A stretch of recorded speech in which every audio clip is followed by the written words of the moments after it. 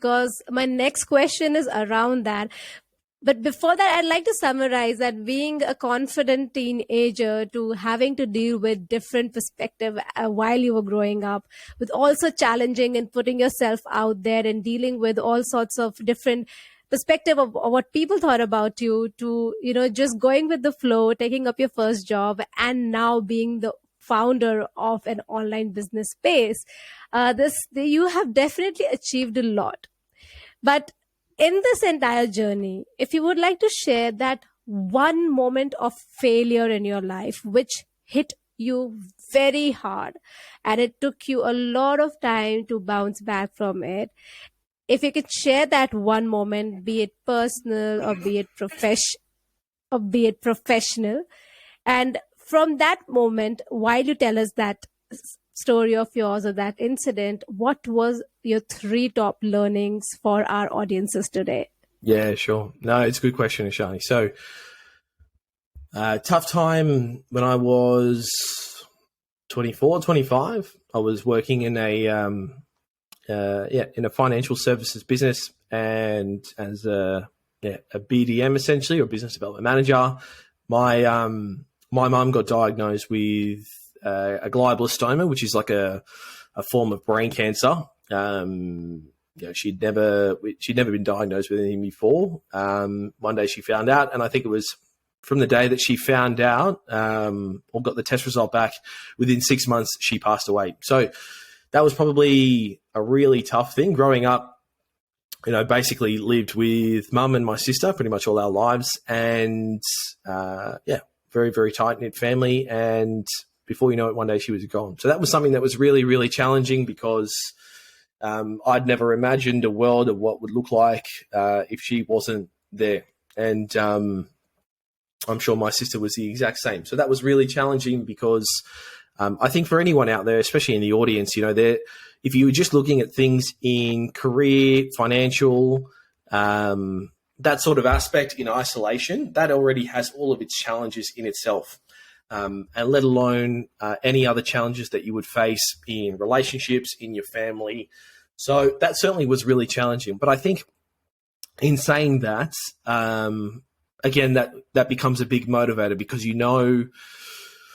everything that you're doing, yes, you're doing it to become a better person and, become the very best version of yourself, but you're also doing it because, deep down, that you're making someone else proud who may not be there, but, in some way, shape or form, is almost, looking down on you. So that was something that was a really big challenge, but at the same time was something that, I know has helped me shape me into the person that I am, and I continue to try and improve on. So that was that.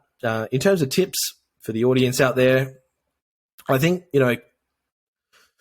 you touch on the fact of, coming from an unconventional form of education. I think, to be fair, that is becoming a more and more common option for people that really want to improve and grow themselves. I think, that the days of going through a formal sort of university education, I think, although have their value, I think there's many other ways that you can get that education without having to pay for it, and in a way that you think that is really going to cater to you. YouTube is one.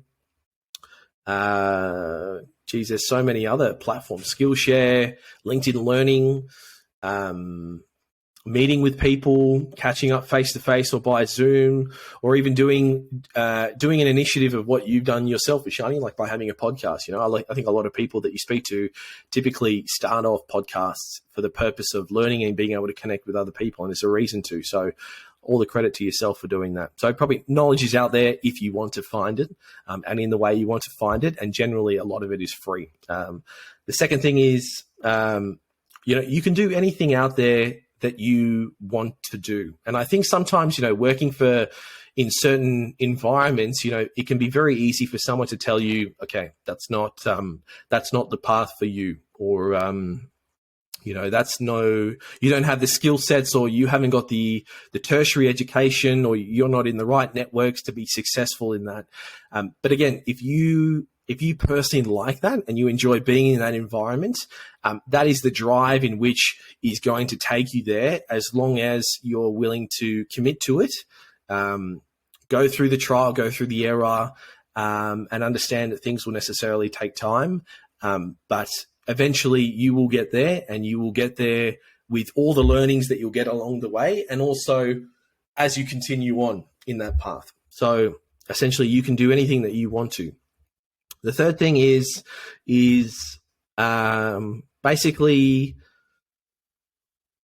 you can really, a lot of people think that, certain individuals or certain people, out there may not necessarily have the time, or may not, really want to catch up with you to be able to share their learnings or their career path, when very rarely is that actually the case. If you're in a position where you can actually help someone, and you know that you're going to make a positive impact on that person's life, time forbidding, if you are able to do that, then